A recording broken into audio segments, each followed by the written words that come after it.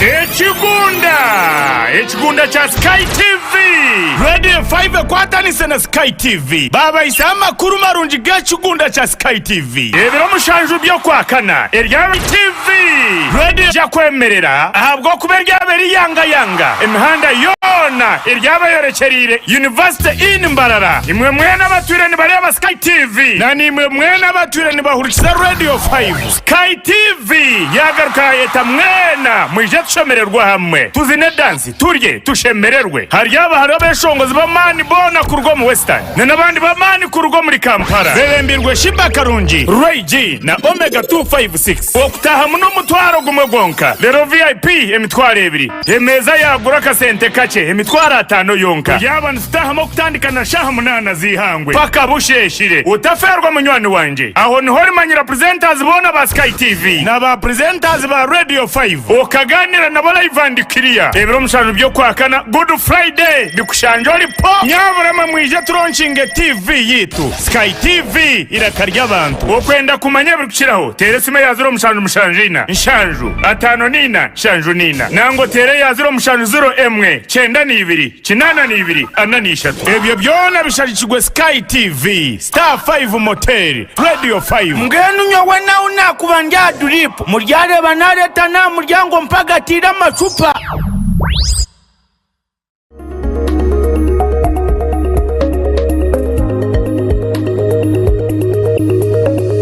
SkyTV irakari abantu.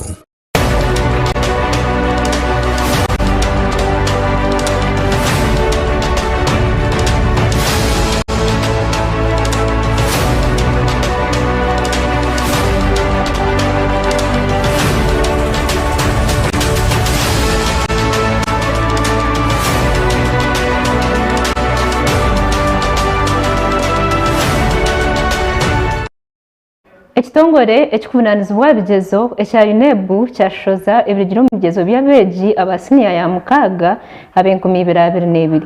Abanyamakuru baitu bahikaho omu bishweka bitari bimwe na bimwe aha mashomero kandi abeegi hamwe n'abashomesa banu bajaguza. Ebyo n'ebindi bingi nibyo twakuleetera omu genshonga ag'omwabazi ogu ogw'ebiro 3 by'okwezi okwa kashatu 2023. Dianah Kwakunda ninyenga kusityaho twaza kuza omutwe y'amakuru ntujana gombwijwire.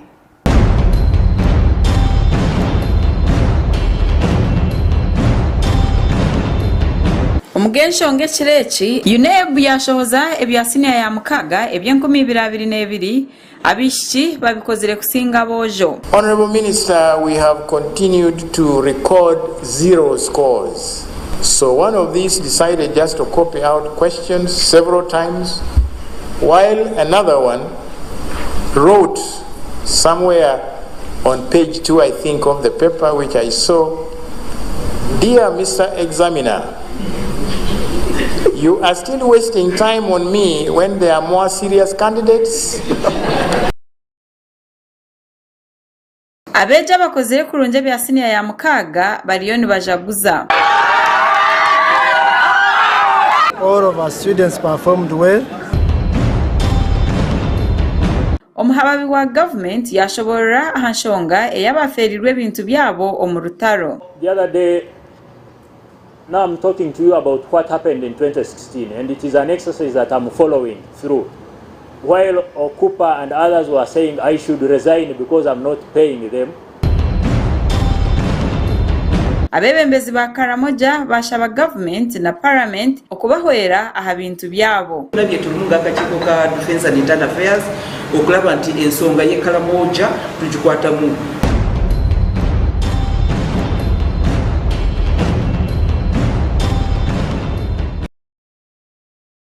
Era kutangerera nga agomwabazi yogo.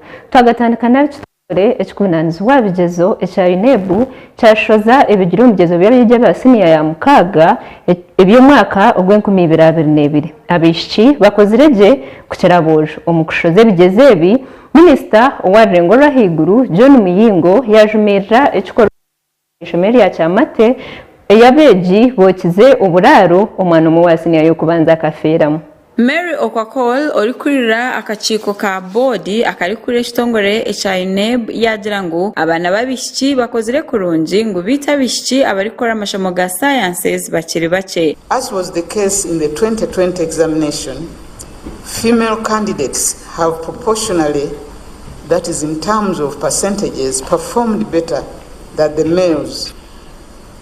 We continue to see fewer girls offering science combinations, with candidature being as low as 6.1% for mathematics and 15.9% for biology. Arikugamba ahakushohoza ebigezo Dan Odong orikurira ekitongore ekya UNEB yagira ngo abeegi abagwire bakarimo kushoma ahamwe no kucenga ebibuzo. Those candidates who performed poorly showed inability to follow the basic instructions and procedures that they are expected to follow as they carry out the practical examination, failure to accurately record the data or even make meaning of any of the data that they had recorded. Ogunagira ngu bakashangamuna nabeegi abakozire ebintu ebyashobire ababire nibakebera ebibuzo nko kwari kushoborera. So one of these decided just to copy out questions several times,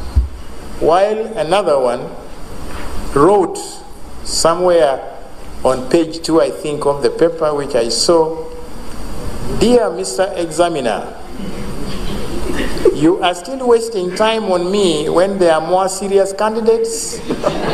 Question mark. Now, after that, this candidate wrote, "Now listen to my story." And then he wrote a short poem starting, Honorable Minister, with, "I am the stone that the builder refused," and continued like that. And then later on decided to write a list of famous musicians, Celine Dion, Mariah Carey, and so on and so, with the names of songs that they have sung. So, Honorable Minister, the question we're asking, apart from this candidate scoring a 0, could this performance indicate an underlying problem? Yagira ngo muze ogwo kukopa ebigezo gucendire omwaka ogu na mnonga rurengo orwabe ya senior ya mukaga. We are pleased, Honorable Minister, that at this level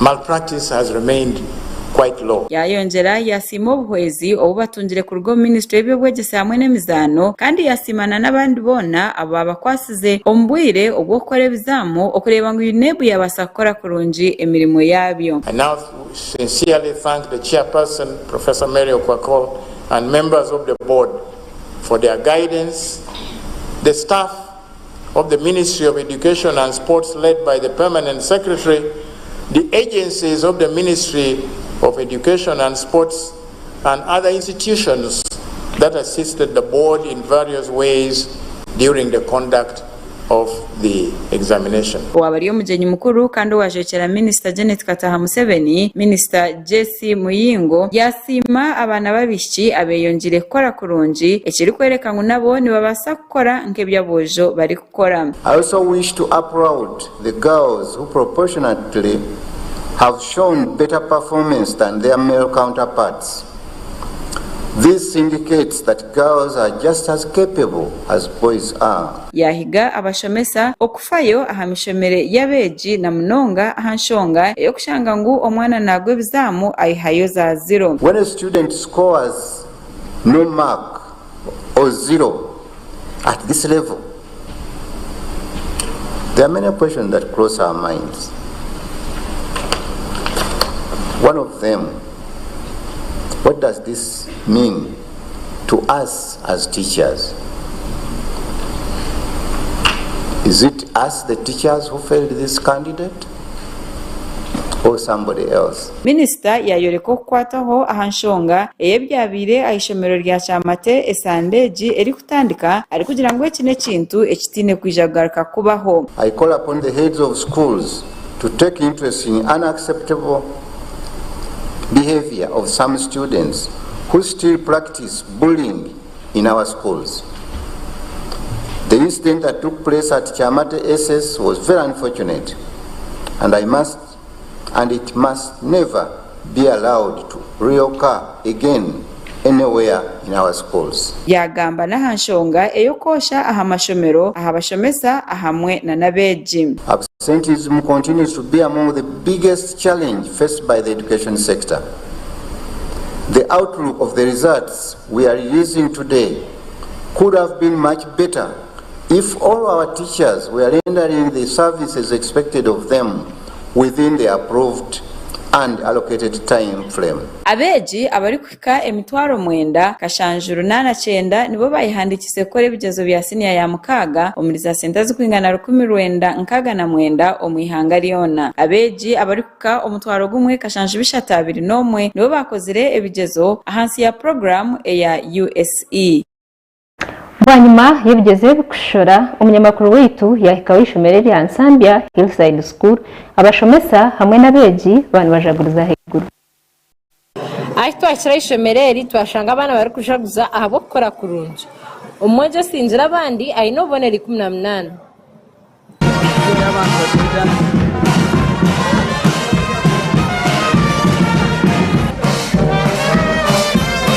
Abana n'abashomesa baba bine banda y'ishomero kandi bariyo mu kuzina.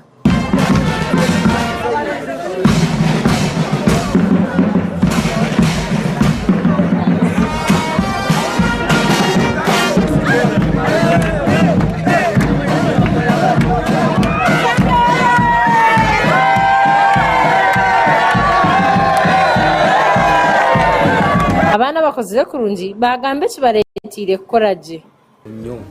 Kuba natandika urugendo rwange since okutandika ne2016 nga ndi mu senior 1 kati nebaza Katonda ate ndi musanyifu nafunye points zenjagala njagala fuka engineer mu maaso kwawo ate ndowooza ebyoto byange bijja tuukirira era ndi musanyifu nnyo olw'ebigezo byange okuddanga nakoze bulungi kyenabadde njagala okubeera suubira ngenda kituukako olw'ensonga nakoze bulungi nnyo ddala negomba okubeera civil engineer kyemanyi nti ebirooto byange bituukiridde. Abashomesa bahereko kusiima kwabo ahabwa abeegi abo okukora gye kandi ishomero lyonna bakabasa kutunga principal passes 2. Omu bigezo bya senior ya 4 abeegi boona bakatunga grade y'okubanza.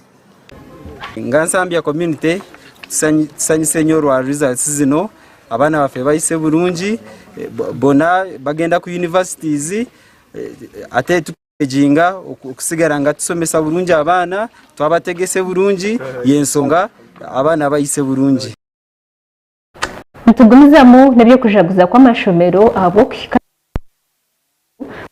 mashomero gamwe na gamwe umuri burenge bwizoba kandi bantu bajaguriza higuru.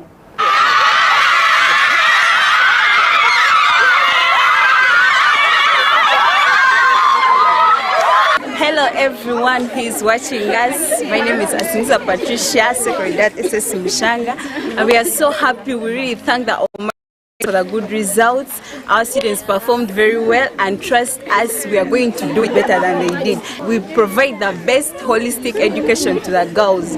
So trust us with your girls, we are going to make it. Thank you, Lord. We thank you for the results. We thank our parents and the administrators. We are so happy, we are so excited, we can't even mention it. This is really too much for us. We attribute this success to the good work of teachers, the good administration, the good support by our parents, and the good work and the good effort that was put in by our students of 2022. We thank God, and we know that we are going to be making it. Success is in our hands, as our motto says, we reap what we sow.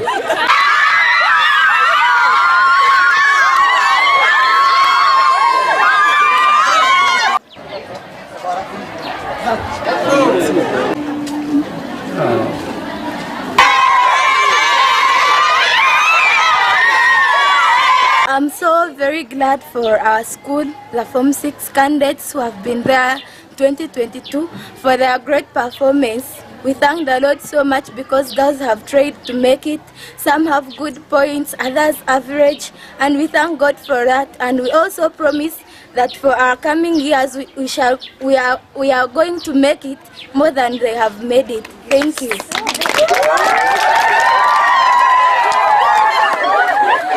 the last 5 years, our school has been the best around Shema, and we are proud of that, and we thank God.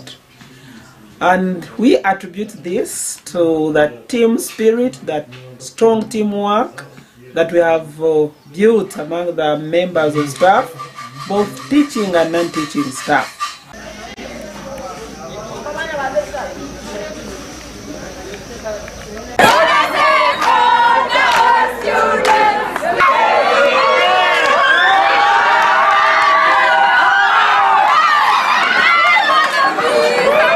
Katona tumwebaza nnyo olw'okuba abayizi bannaffe basobodde okuyita obulungi yadde tuli mu kifo ekiri wala nnyo okuva tawuni weeri naye abayizi bannaffe basobodde okuyita era naffe tusuubira nti mu mwaka gwaffe tugenda kuyita bulungi nga Katonda ye mubezi waffe. All of our students performed well, and we thank God for He gave us a teamwork spirit as far as this performance is concerned.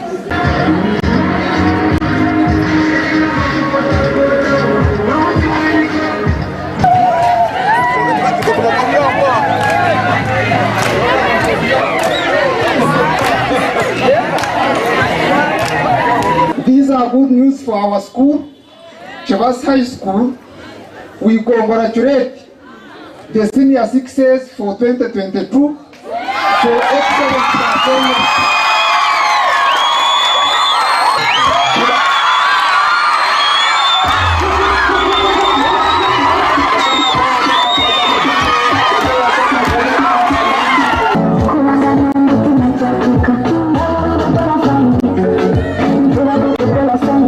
This is Kibasi High School. We are here celebrating the results of 2022 Senior 6, and we have passed. We are the best in the whole district. And you come to Kibasi, you see the shining school ever. We are the best always, and we are gonna make it till we conquer Uganda up. Kino kyetuseeko obula kyasanyu era nkyebaliza Mukama okubanga abantu bafuna bayise era bayise bulungi okusigira ddala bano abawala bapafomize bulungi ffe twali tuweza tebagenda kuyita olw'okuba kale abawala obamanya embeera zaabwe naye leero tusanyusiza nnyo okusanga nti bayise bulungi nga tebalina buzibu era ekisiiwa n'ettendo biddira eri Mukama. Chavas High School community, we are very extremely humbled for this good performance which we have never recorded. All our learners have performed excellently, and we attribute this to good discipline, cooperation in staff, and commitment on the job.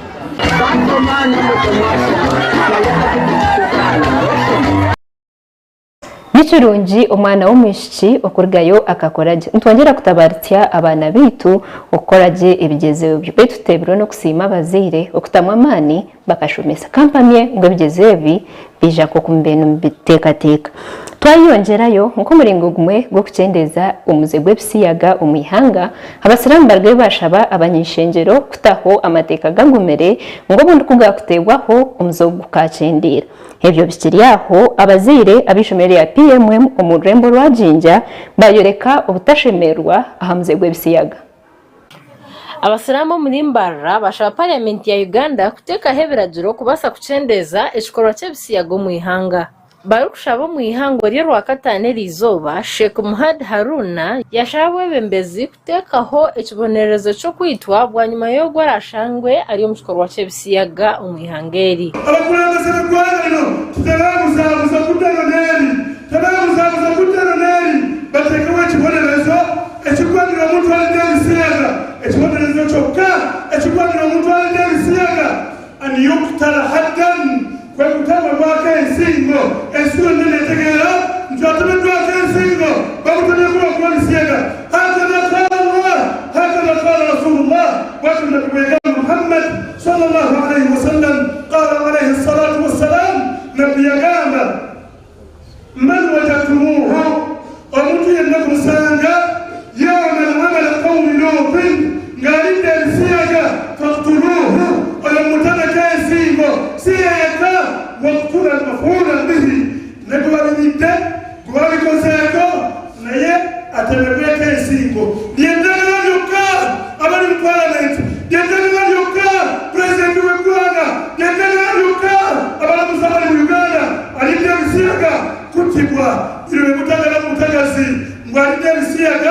bamusimenya ya 15 na mukamera bariya bari mukamera basiga mukamera mwagala kubasira bakoye mukamera etegariru kumuri wasiyaga an yuqtal ko kubata bila kutibwa nego babikozeko atimwe etegabisiyaga complete tutakuba tukimaleza Mkushabani ko kumwe Sheikh Haruna yarabura bikiza kubateje imbere mu gikorwa cya Staneki kandi barekeraho kujwara kubi na mnonga bakazi ari kugira ngo kuruhani te kuciciriza omwezi rawana ibotoka wat ngamutuyendulamu ngayeka kasandiye yayenda ngamabwe wakole dhambi tene kabira ngamabwe walikole dhambi tene walikolera waliketi wonerezo cyane tabaraka wa taala ngachinene usabira mwezi tugenda kukowano abalagenda mwezi wali mwezi dhambi tene masomo chiba Allah tabaraka wa taala wati niliketi wonerezo chinene wallahi niliketi wonerezo chinene genda waliwe ogenda kuingira muri Allah tabaraka wa taala Allah yagama subhanahu wa taala ولا تقربوا الزنا إنه كان فاحشة وساء سبيلا مناك تسمى الله بويسي كوبا بي ولولف كوبا بي والله ويقول لك تيجي لا تروح ويسا ما تفونا كذا شامل الجو كنا ولكم اليوم وقال atayenda ngako otekawe tira Allah nabe obuzikiti gonna wekanga watu nabayenda illa man rahmallah okuja ko Allah wasaside kabiruhum abana musajja mukuru wa saghiruhum shababuhum nabafuka rijaluhum wa nisaahum abasajja nabachapenda nasati era ko chakulo jaye mwenda ya kumunga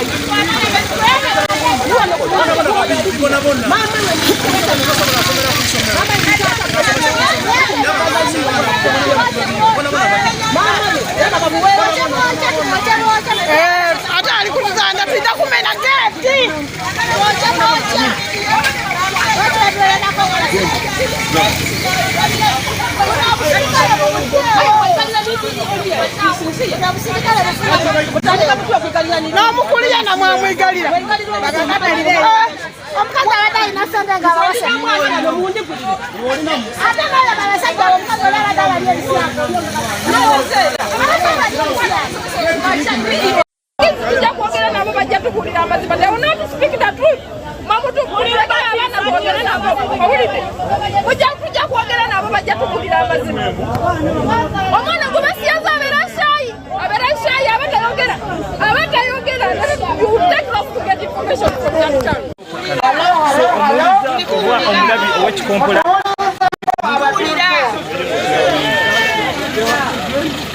ekikulu ky'abaana tuli bazadde polisi leero etuuse mu kitundu eyagala kujja kutegeera kigenda mu maaso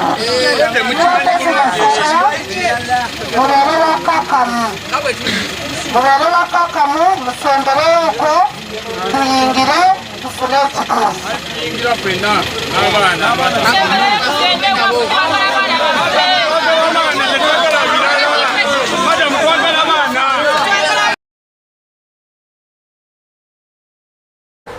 katwatanzize hamwe kureba ngo twarwanisa umuzogo gw'ebisiyaga abokuba tumutwarize yitu twayongerayo abebembezi kurga umurikaramoja barge bashaba abanyishengero okubayambaho kurwanisa ebintu byabo ebirikwibwa ebi nibajyangu birumu amabati ebi nibagira ngo birumu amataka hamwe n'ende abebembezi ebabagamba oba bariyo misho gakaciko akakutwara babagamba oba bariyo misho gakaciko akishengero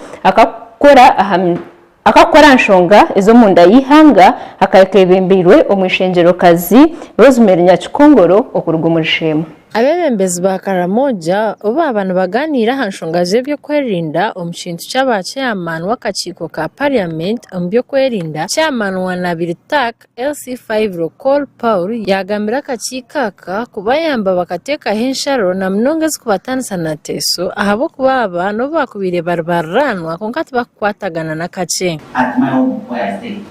I am in the bedroom, the soldiers are sleeping at the door. Like this, the door, those are there. That's what I mean. You know, yeah, I'm just a young man. I don't know where I'm renting. I'm poor. So soldiers are out. I am sleeping around and children. Soldiers are out. I don't know, Madam Chair. ubwiyagambaho no kwiba kwitaka ryabo kandi enshonga eshemerire kurebwamu kandi na tracte zibaraganisibwe tubakazirebere kandi bazete ngombwire. But there are people who take all the benefits from the system. Chairman, turn down. No, you said for us they are straight.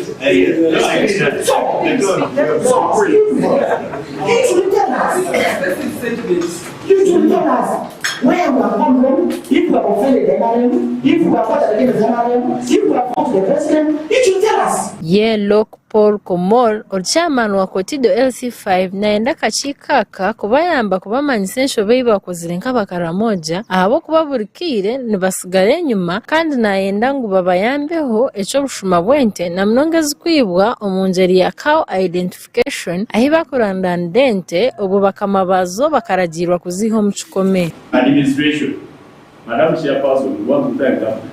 They gave us new administrative units. But the problem now is, there is no company resources to run them.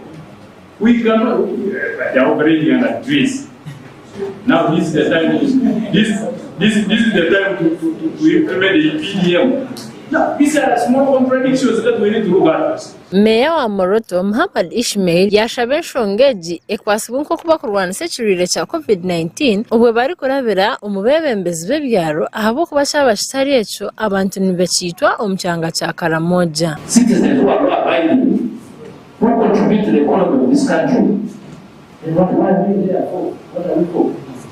It's a very serious matter. So I want to pray that we give a special attention to these urban centers across Karamoja.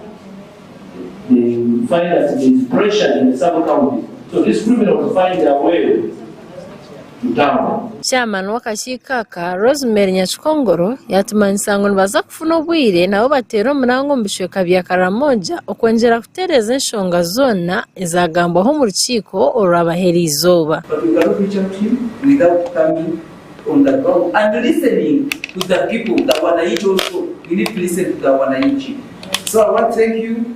The meeting I know has been long, but it is going to yield some, benefits of improving on the peace and security in the Sub-Karamoja region. Don't hesitate to give us any information. I will ask the clerk to give you the contact email and his phone so that whatever you can get to us, it will be beneficial for our committee. Oguyagonjore enshonga zagambwaho ezirimo kwiba amataka ente okwitwa kw'abantu obutateekateekwaho nk'ekyanga kandi n'enguuto na n'ebyo bwegese bibi. Ensonga y'Ekaramoja okugijjako erimu sectors nyingi nnyo.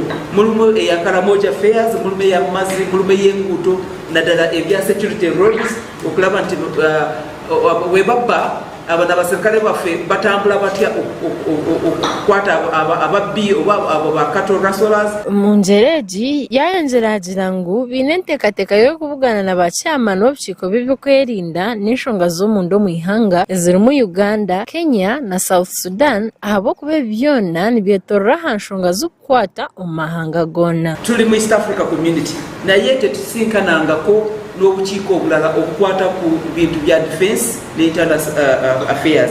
Kati n'olwekyo ffe twagala bwe tuva e Karamoja ne tujjayo ensonga kubanga ensonga ezimu zikwata ku Sudan, South Sudan, endala zikwata ku Kenya. Twagala kusenkana n'ababaka ababeera ku bukiiko obwo bwa defense ne internal affairs aka South Sudan ne aka Kenya. Naffe nga parliament tuveeyo ne resolutions ezikwata ku kendeeza ku bubbi bw'ente mawanga gaffe ate nga tuholdinge executive accountable kubanga bwe tuba tetuvuddeyo nga babaka ba parliament ffe abaana Uganda ne tutuula mu kakundu kaffe ate ab'e Kenya ne b'e Sudan nabo nga tetukwatagana tetujja kukola ebintu ebinaagasa abaana Uganda ate ffe natugamba tutuli mu East African Community. N'ekyo busaasi ebintu ebikuhabwa gavumenti ngu biyambe omuntu w'ahansi okumukuburira omu myanya y'enkumu bitabo ebyokwerinda bashemereire kurugayo bakarwanisa abantu bingi okuba kufa ahabw'enshonga z'amataka n'ebindi n'abanyeshengyero bashemereire kurugayo bakareeba ngu barwanisa omuze barwanisa umuze gw'ebintu bya gavumenti ebukwabwa okubikubura twaza kuzaho kace omukumuro ntindika n'ishweka kiti cya kabiri otegwa muno basa kureba Sky TV a Star Times decoder aha channel eya 468.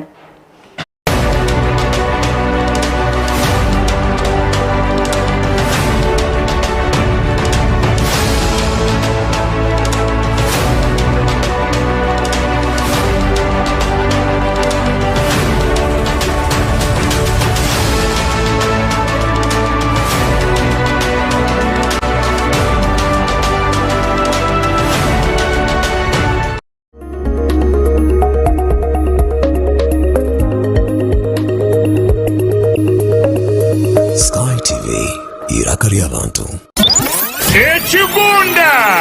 Ekigunda cha SkyTV Radio 5 kwatanise na SkyTV baba isa amakuru marungi g'ekigunda cha SkyTV ebiro mushanju byo kwakana eryabere Good Friday emirimo yona neija kwemerera ahabwo kuberya yanga emihanda yona eryabayorekerire University in Mbarara imwe mwena batureni bari aba SkyTV na nimwe mwena batureni bahurikira Radio 5 SkyTV yagaruka yeta mwena mwije tushemererwa hamwe tuzine dance turye tushemererwe haryaba hari abeshongozi bamani bona kurwo mu Western n'abandi bamani kurwo muri Kampala berembirwe Shimba Karungi Ray G na Omega 256 okutaha muno mutwaro gumwe gonka rero VIP emitwaro ebiri emeza yagura kasente kace emitwaro 5 yonka yabana tutahamo kutandika na shaha munana zihangwe paka busheshire utaferwa munywani wanje aho niho rimanyira presenters bona ba Sky TV na ba presenters ba Radio 5 okaganira na bola ivandikiriya ebiro mushanu byo kwakana Good Friday bikushanjori po nyaburama mwije turonchinge TV yitu Sky TV irakarya abantu okwenda kumanya bikiraho teresime ya 0 mushanu mushanjina nshanju 5 nina nshanju nina nango tere ya 0 mushanu 0 emwe 9 ni 2 8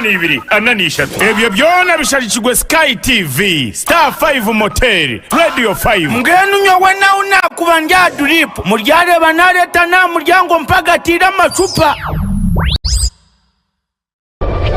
Orachimanyire ngo kutunguka kwihanga kuri mu contribution mpango narishikuri mu omuganda muhango oguri kubakozirwe abacara no manya bakaza abandi ebibariyo nibakora kubasa kutunguka no mechi bahindwire abo mutano bakahika aho bari ebyo byona noja kwano bireba on program jiraka riyo mukazi orabe naji kwisyaho ninye Adera orishaba program neza kwanebaho buri rwa mukaga shayibiri okugendera kimwe mpaka shaha 3 iwe cyo rakore otwegiteho obase kwega iwe cyo takakozire rebo mucyaro kikozire obase kumwegeraho niwo base kugira ekiwaye korera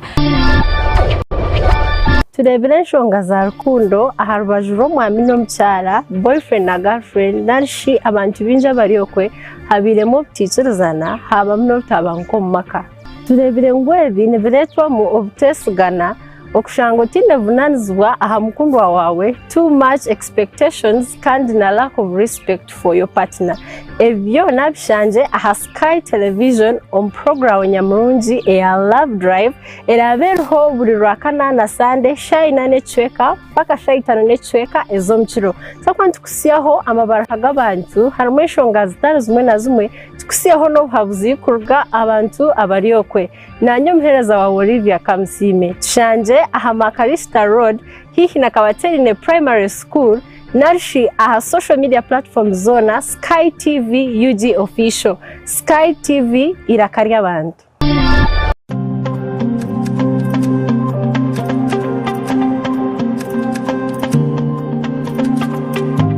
otaferwa programu y'umukozi buri rwakana shayisha tunecweka kwika 4 necweka zo mukiro nanye omuhereza wawe agaba $10 abakozi abari gukora emirimo yabo emirimo y'umukono ndija kuba ntubakuretera aha Sky TV obase kubegeraho iwe omunyeto ryokwe toyine murumo ninga shitori gukora no basa kwegera aha bakozi aba obase kugira ekiwayitandikiraho na nitwe aha Sky TV irakarya abantu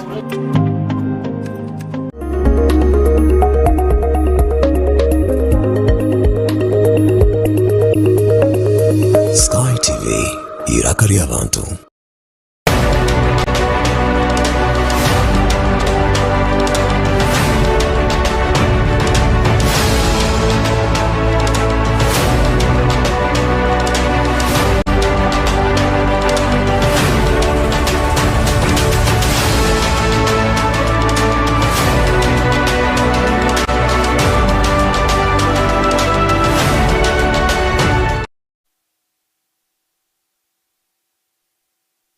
rw'enshonga kandi rugakwisyaho nda Dianah Kwakunda ba Vice Chancellor omumatendekero go no mwihanga bashabwa okukozesa enkora ya e-learning abakuru nibagira ngo egiye yakozesibwa neza kurafutya ombyo kushomesa hamwe no kushoma ebi byagambwa aha mushomo mwana gugenda umisho a Hotel Silverback omurimbara.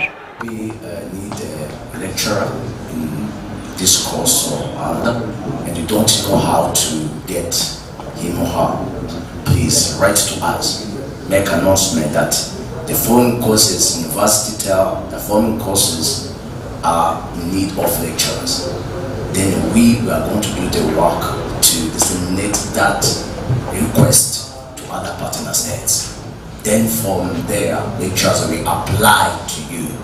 That's how actually Barara got many lecturers and the Kalai. In some countries, legislation do not allow in some areas to be taking courses online. For example, in Burundi, as I may know very well, in some faculties, for example, in biology, chemistry, you cannot be taking courses online, where you are obliged to go for some works in laboratory and whatever. That aspect also should be taken into account. When I think that is a very good proposal. We can increase more numbers by engaging people more virtually, but also physical presence is important because there's much more you learn from that institution by being there. Systems, operations, and some best practices you learn from there that you can take back home to your institution, help to improve. Why don't we think about the concept of the virtual mobility? Virtual mobility, that I don't have to go to physically to that university to be able to teach. We have been teaching across the world when we are writing in Uganda. I think COVID taught us a lot. Thinking about that, I feel we need to get into this concept that there are some course units that can be taught when I'm right in the country. I give you an example. Many of my PhD students are having external supervisors, working with them right from Belgium, Austria, South Africa, and even from some of your universities. And they are ably moving and working together. Can that be able to reduce on the cost, and we have many benefiting and also seeing many providing their support to the universities? It's just what is required by today's student who lives in the fourth industrial revolution, who lives in the digital economy of today, where they are looking for an employee, an entrepreneur with digital literacy and competencies. No doubt, the end of all this, all of us, we should embrace the digital approaches, the technology for everyone that has to happen. There is no way we should be minding about the journeys, the distances that teachers have brought to come to just one building. No, there is technology. They can actually reach out to so many students without even leaving their living rooms. So we need to embrace technology. We need to embrace the digital space, and if we don't, then we are not really being honest to ourselves. We are not being honest to the parents of these children or these students. We are not honest to the students themselves, because the world of work is looking for people with digital literacies, digital competencies, not training people as though they are going to go back and work in 1980, 1990, or 2000. The world has changed.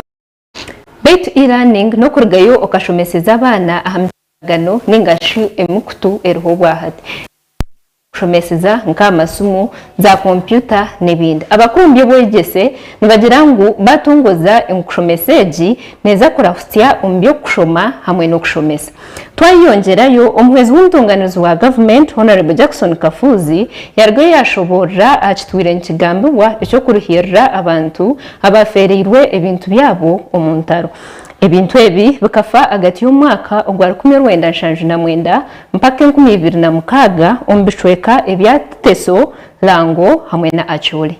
Jackson Kafuzi nagira ngo abantu okurugomba bicweke ebyo bakarugayo bahababira government bari kushaba ngo babarihirire ente zabo ezaferire omurutaro ngo President Museveni akarugayo yagira ngo abantu bona abaferirwe byabo bashashurwe. These lists were created, but not everybody appears on these lists. Not everyone was validated and verified at the time. The president ordered that we should continue. So what we are doing is that the local administrative units, the chief administrative officer, the sub-county chiefs are continuing to verify these people and send the lists to the ministry. Kafuzi nagira ngo ebyo byona bikakorwa ngo ahakuba hakiriyo emishango emwe omukoti einakakwate na neshongeji. Kafuzi nayongera agira ngo baherize kuhandika abantu abari kuza okushashurwa ngo kandi nibaza no kuba nibashashurwa sente eziri kwingana miliyoni 1.5 buri ntemwe. A sensitization exercise was also conducted to inform the beneficiaries of what was necessary in terms of documents like national IDs, veterinary cards if you had one, data cards and recommendations from the district. Kafuzi nagira ngo ministry eyebya sente ekababaho sente ezeshchweka bashashura abantu bamwe ngo kandi barinzire government eje bongere sente bagaruke bashashura abantu abasigireyo. So we are also working with the chief administrative officers, local council 5, resident district commissioners in all the districts and cities of Lango, Teso and Acholi sub-regions, helping us to confirm who are the actual genuine claimants. Ogunagira ngo eshonga bakafunamo obuzibu obukushanga ngo sente zimwe zikaba ziri aha accounts ezitari gukora ekyabaretire okuzigaruzayo. Ejo n'ekintu kirungi abantu abo okubazumura bitu twayongerayo ekitongore kya Repro Effect ekitari kya gavumenti kijyo kyatongoza ehuru yo kwiha abantu omuboro kandi eki kyatandikana district ya Shema ekijyo nshomesa eminyeto omugurisa hamwe n'obuhingi. Repro Effect egendereire district mwenda ezo nzo ziri Mushema, Mitoma, Rubirizi, Kamwenge, Ntungamo, Ibanda, Mbarra, Isinjiro hamwe na Bushenyi. Bagora Alex omwe abakozi b'ekitongore eki nagira ngo ekintu kija kuyamba eminyeto ku rugo mboro babase kugira ekibayukura. Nagashishikira kuyamba eminyeto kureba ngo yatunga imirimo yo gukora kandi yatunga n'entasi ari kurabira ya diary n'akintu cya diary by chain bijya kwamba tukore umuntu yo kufatagana n'ibya diary ubwo nakora process yona nangu mbeje yona kurga kulisa kurga kurinyansi kurga kukora mateka kurga kugatunda kurakatare tunda ugakora muri rukura ekitongore eki omwihanga lya Uganda. Pamela Abinyesa tugizire ngo batoreine district ya Shema abo kuba inumwanya murungi gwo kurisizamu. Into systems so that they can be able to reap much out of it. We are looking at the youth because we've realized that quite a number of youth are unemployed, and yet they are quite key in the sectors of dairy that we are going to do hand in hand with the Mastercard Foundation. So we have realized that because of their level of unemployment, this could be a meaningful opportunity to gain employment. But not only that, also gain skills in dairy farming, but also to participate in the dairy value chain. So we realized that as an organization, RDC aba district ya Shema Muhindo Proteria Mwine yayakira ekitongore eki omuri Shema kandi yabashaba okukora emirimo yabo. Arakire bakikoninge ngutira kureki kira succeeding kandi kikaba sustain. Otherwise babakira teka district kiza gukora nabo no kubabizira kuba muzizi mu government ya Uganda skilling the youth is now at forefront of its projects and not fighting unemployment. Chomuhendo Anet orukure byamaka abwa district ya Shema asimire kitongore eki abo kutora na Shema ngwe minyeto mingi bireshomere etine cyokora muri so kurisa genteze aze wakore uko mukozi ahabo kuba program netajetinga eminyeto ebyo mu ishomero nange tar mu ishomere munonga ninge tashomere munonga okureba ngo twena twagire cyo abantu tukora kandi kinagikunda no kugira ngo nebe hands on kugira cyo watahengaro zawe na munongo nako bugwe mirimo ya office mice mweni tenka nyowenka community mobilizer nyeteka tekere ukora n'aba ripple effect okureba ngo twaburire ngiri eminyeto yitu twagihindura hantekateka aho kuba eminyeto nangwa n'imirimo tebaburire konka bakineje ntekateke yo kutekatekera ngo emirimo iri mu office ashakwa Muhumuza Michael abwa SkyTv agenshonga yabare Muhumuza Michael abo makurago bitu twaza kuzabukace umukuro nsa kwijana bw'imizano batarga SkyTv.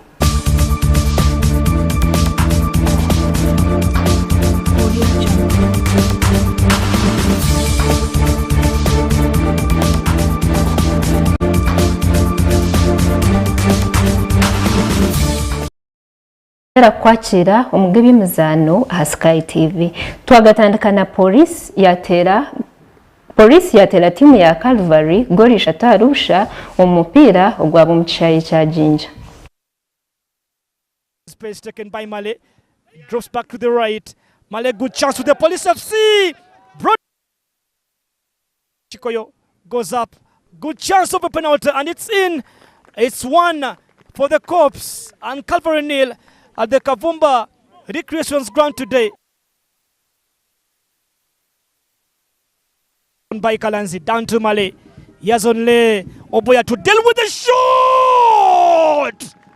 Brilliant finish here from this young lad. I'm telling you, Male. The FIFA Big League, it use a game when playing at home, the likes of Neck Football Club, Chitara and Bara City, Owalamu. Good cross, good control, Sereko! Oh, this time around, Sereko! Oh, good celebration. And for the third time, good one there from Sereko, and they now comfortable. Male. Well, Male, good cross. And here comes Kalanzi! And it's a goal!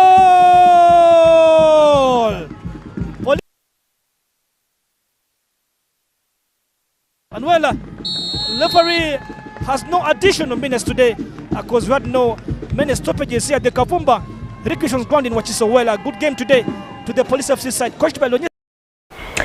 Omugandi Sharif Hakim Elizoba yarebekaho umukutendekwa wanyuma yo kwigurwaho umushango ubwo kuhamba umwana w'imyaka 24.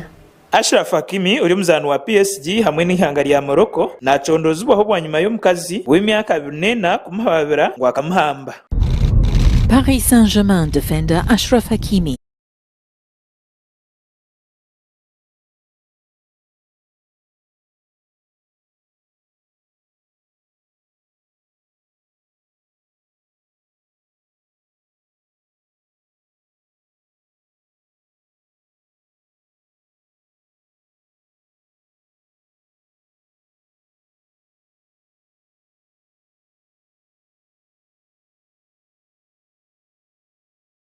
Not necessarily mean the case will go to trial. Reigning French champions Paris Saint-Germain has not commented on the charges against him. Kandwe Christopher Gashia uri umutendeki wa PSG yayanga kugambaho n'abanyamakuru ahanshongeji ari kugira ngo enshonga iri umukoti. In either game, but he is allowed to leave France despite the charge against him.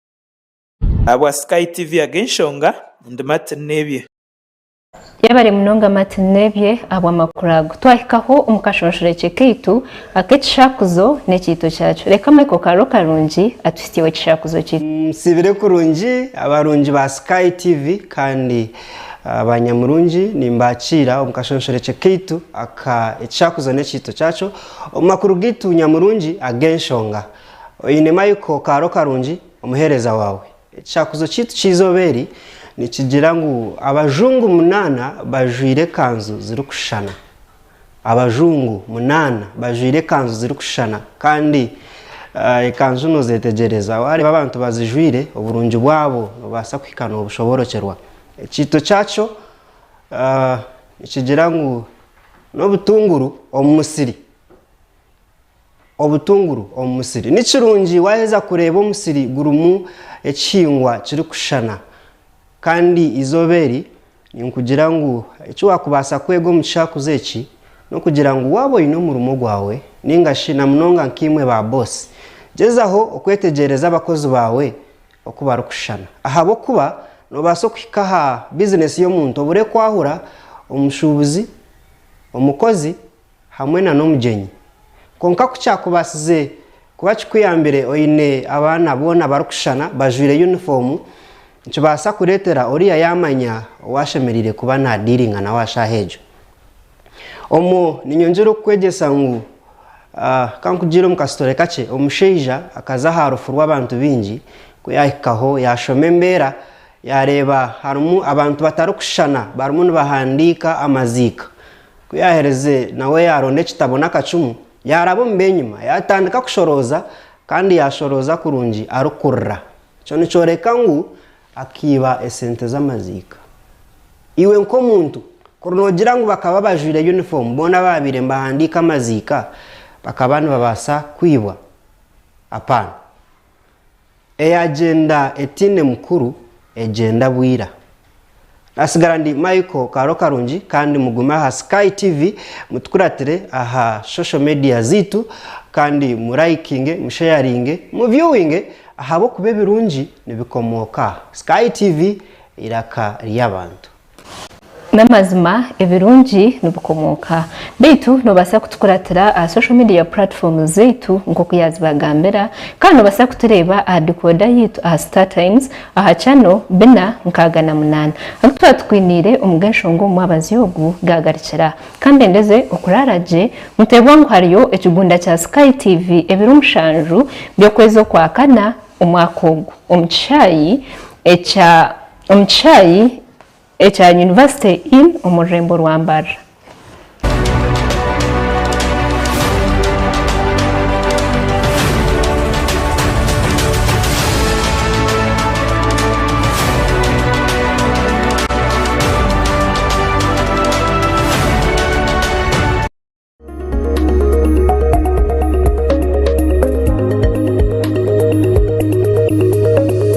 SkyTV irakari abantu